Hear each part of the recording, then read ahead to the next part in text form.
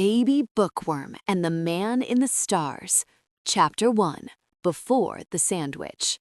6 years before Baby Bookworm was born, Mama was still a young woman living in a small town on Lorville. Back then, her name was Jackie. Lorville was quiet, one of those places where everyone knew everyone else, where the sky always felt close enough to touch. Jackie lived a simple life until one day a man began coming around. We'll call him Richard. Jackie fell head over heels for Richard. They went everywhere together, hand in hand, laughing as if the universe had carved out a little space just for the two of them. For a while, it felt perfect. Then, Kylie was born. That was the day Mama became Mama. She loved her daughter with everything she had and did her best to give Kylie a warm, happy life. But Richard wanted things Jackie wasn't ready for, things she couldn't give, and when he couldn't get his way, his love turned into anger. One day, in pure frustration, Richard left. Mama was heartbroken. Worse than that, she was scared. She didn't know how she would raise Kylie on her own, but she tried anyway, because that's what mothers do. Not long after, Mama discovered she was pregnant again. She already had a name picked out, Alan. She imagined holding him, imagined the sound of his laugh, the weight of him in her arms. But Alan never made it. He passed before she could ever see his face. Beyond Alan, Mama carried a quiet sadness, one that never fully left. Time passed. She worked hard, cared for Kylie, and did everything she could to keep their little family strong.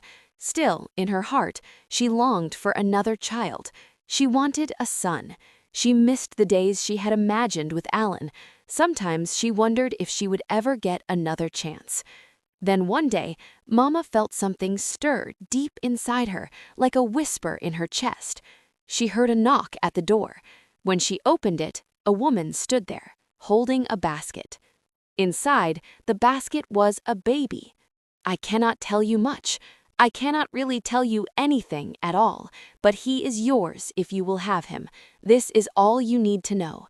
She handed Mama a folder, thick with papers, records, and files. Name him whatever you like. His father was Andrew Sandwichson. He died in the last UE war. He has no family remaining. Please take him into your home if you can. Mama remembered Andrew. She had known him in passing, a worm being with kind eyes and a gentle smile. Before Mama could ask a single question, the woman placed the basket into her arms and turned away. When Mama looked up again, the woman was gone. She was never seen again.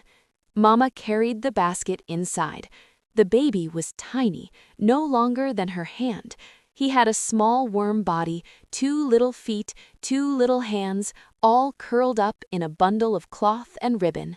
Tucked against the basket was a tag with a letter attached. Mama unfolded it and read, "To my sweetest friend, if I die, I give you the one thing I treasure more than anything in this world, my sweet baby bookworm. Take care of him. His mother and I love him dearly. But if you are reading this, we have both perished during the war. I'm sorry to place this burden upon you, but there is no one I trust more. Thank you, Jackie. This means the world to me." Mama held the baby close and cried. From that day on, Mama was Mama not just to Kylie, but to Baby Bookworm as well. As he grew, Mama told him stories about a man who lived among the stars, a man with the last name Sandwichson. Baby Bookworm always thought Son was him, and Sandwich was the man in the stars Mama spoke of. He never quite understood who Sandwich was, only that he was important. Then one day, when Baby Bookworm was about 3 months old, Mama sat at the table eating a sandwich. Baby Bookworm looked up at her and asked, "What is that?" Mama smiled and said, "That's a sandwich." Baby Bookworm pointed at it and said, "The man in the stars." Mama paused. Then she smiled, really smiled, for the first time in a long while. She remembered her friend. She remembered Andrew, and she told Baby Bookworm, "Any time you eat a sandwich, the man in the stars is watching over you." From that moment on, something magical took hold. Sandwiches became more than food. They were stories, comfort, possibility. The first time Baby Bookworm ate one, he felt the joy it brought, not just to him, but to the world around him. He learned that no two sandwiches were ever the same. No matter how many you ate, there was always another kind, another combination, another surprise. And so, Baby Bookworm fell in love with sandwiches, with stories, with the man in the stars.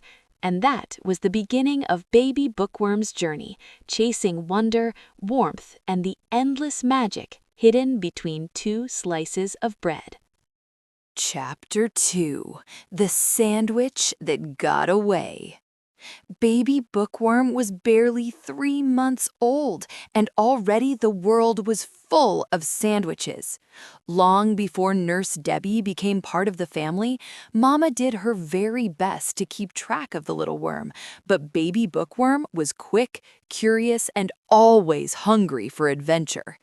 That morning, Mama made him a sandwich. It was crafted with care: soft Hawaiian bread, a couple of dabs of jam, a slice of cheese, and a pickle tucked inside. To anyone else, the combination sounded absolutely terrible. To Baby Bookworm, it was perfection. The possibilities were endless. But this sandwich, it seemed, had other plans. Just as Baby Bookworm leaned forward, excited to take his first bite, a breeze slipped in through the open window. The wind swirled, whispered, and whoosh, lifted the sandwich right out of reach and sent it tumbling to the floor. "Not today, little sandwich," Baby Bookworm shouted. He dove out of his high chair with surprising skill, landing with a soft plop. The sandwich bounced once, twice, and skidded across the carpet toward the living room. Baby Bookworm scrambled after it, but accidentally kicked it with his shoe. The sandwich ricocheted off the table, smacked into the arm of the couch, and thwap, flew straight out the window. Mama, blissfully unaware, hummed in the kitchen. Baby Bookworm was not about to let this injustice stand. He couldn't fit through the window, so he used a bit of ingenuity, popped a baby lock, and slipped out the front door. Walking was difficult with that big diaper on his bottom, so he made a decision. Too constraining. Kick. Off. The moment the diaper was gone, a breeze brushed against him, making everything feel fresh and free. He took off after the sandwich, which now rested on top of a bush. Climbing up, he accidentally bumped the wrong branch. Boing! And the sandwich sprang free, rolling down the street. Baby Bookworm gave chase.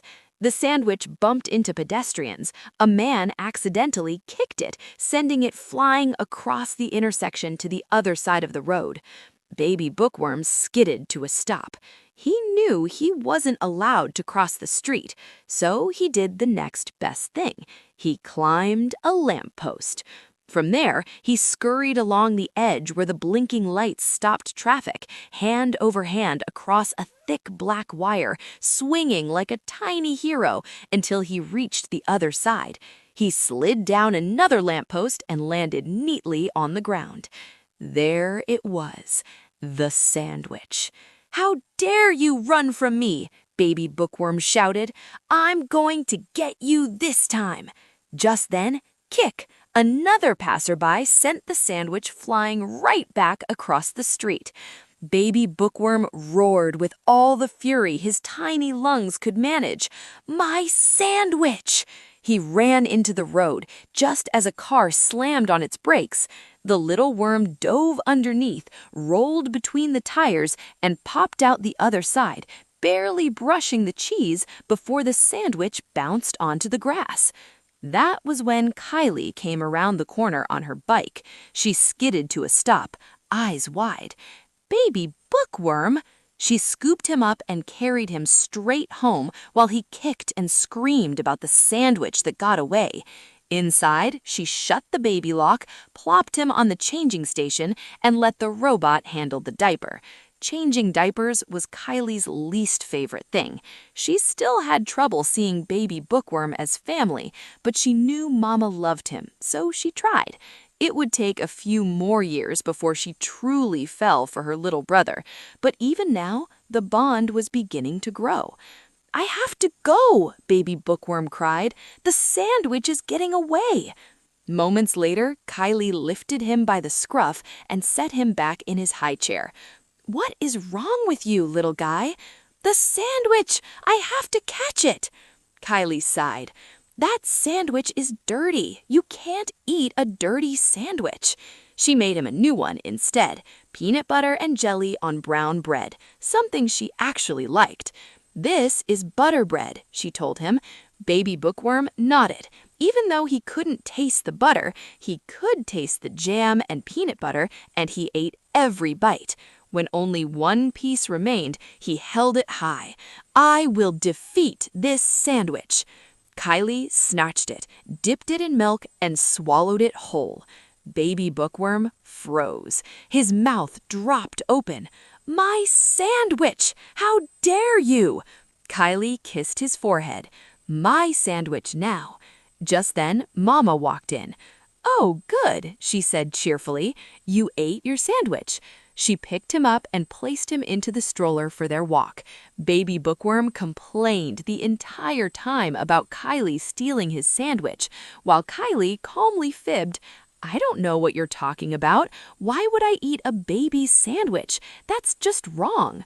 Mama smiled. She could see it, the love growing between them, even through the teasing and tantrums. The adventure might have paused, but one thing was certain, the sandwich adventure was never over. As they rolled toward the park, Baby Bookworm wiggled and squirmed in the stroller, his mind racing. "How do I get out of this thing?" The man in the stars was watching, and somewhere out there, another sandwich was waiting. Chapter 3. The First Time Captain Roberts Lost His Sandwich. Every day at about 4 o'clock, Captain Roberts made his way to the park. It was his routine. This was long before Jackie ever started working for the UE military, back when Captain Roberts was still young and not quite into coffee yet. Instead, he carried a large cup of hot chocolate and a lunch lovingly made by his girlfriend, Kathy. They weren't married yet, but everyone knew. That day, Captain Roberts sat on his favorite bench and opened his lunchbox. Inside was a beautiful ham and turkey sandwich with Swiss cheese, Dijon mustard, and just the right amount of mayo. 2 dill pickles rested neatly on the side, and tucked away for later was a fresh chocolate chip cookie with walnuts, his favorite. "I'll save that for dessert," he said with a smile. Not too far away, Mama was letting Baby Bookworm out of the stroller to play. Kylie ran toward the swings while Baby Bookworm crawled over to the sandbox. Mama sat down on a nearby bench, opened her book, and read, occasionally glancing up to make sure everyone was okay. Then the wind shifted. A smell drifted through the air and tickled Baby Bookworm's nose. Dijon mustard. He had never smelled it before, but somehow it awakened thoughts and feelings unlike anything he'd ever known. The smell called to him. Slowly, quietly, Baby Bookworm followed it. He peeked his head over the edge of a trash can and saw it. A mighty sandwich. It sat proudly on a paper plate at the edge of a bench, but right next to it sat a very large man. Baby Bookworm knew he'd get caught if he rushed in, so he slithered down, crept around the trash can, and carefully maneuvered behind the bench. Above him, Captain Roberts reached into his lunchbox and pulled out the cookie. "Oh yeah," he said happily, "dessert later." He opened his hot chocolate and let it cool for a moment. Then he reached back for his sandwich. All he touched was the paper plate. He blinked. Did it fall? He wondered. He stood up and looked underneath the bench. Nothing. He sat back down, confused, and lifted his hot chocolate, only to find green goo smeared around the rim and no hot chocolate inside at all. "What?" he muttered. He checked the pickles. Gone. Only a slimy smear of mayo remained. Heart pounding, he reached for the cookie. Also gone. Captain Roberts stood up and slowly turned in a circle. "My lunch," he said, almost whimpering. "Where did it go?" Hungry and confused, he gathered his things and walked back to work that day on an empty stomach, the very first time his food had ever vanished without a trace. Meanwhile, baby Bookworm waddled back toward Mama. She looked up from her book and froze. "Bookworm," she asked gently, "what did you do?" A bright yellow stripe stretched across his upper lip like a mustard mustache. Baby Bookworm gave 2 thumbs up. "I defeated the sandwich, the cookie, the cocoa. I also defeated the pickles. I'm a master." Then he dropped to his knees, rolled onto his back, and sighed. "Mama, I'm tired." Mama smiled, closed her book, and picked him up, placing him back into the stroller and tucking him in. "Kylie, come on, sweetie, we're heading home. Your brother passed out. Guess he got a good workout." "Okay," Kylie called as she rode over. As they walked home, Mama never noticed the man passing by her, muttering to himself about his missing lunch. She didn't know how close these 2 journeys had come to crossing. Captain Roberts turned the corner, climbed into his 85X, and flew away. Mama walked all the way home and put baby Bookworm down for his nap, never knowing how close she came to seeing her future, or how a little minion named baby Bookworm had just begun his long journey of stealing sandwiches from Captain Roberts. I hope you enjoyed the story.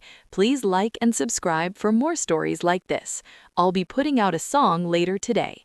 Take care, your friend Timothy Williams, author of the Baby Bookworm series. The end.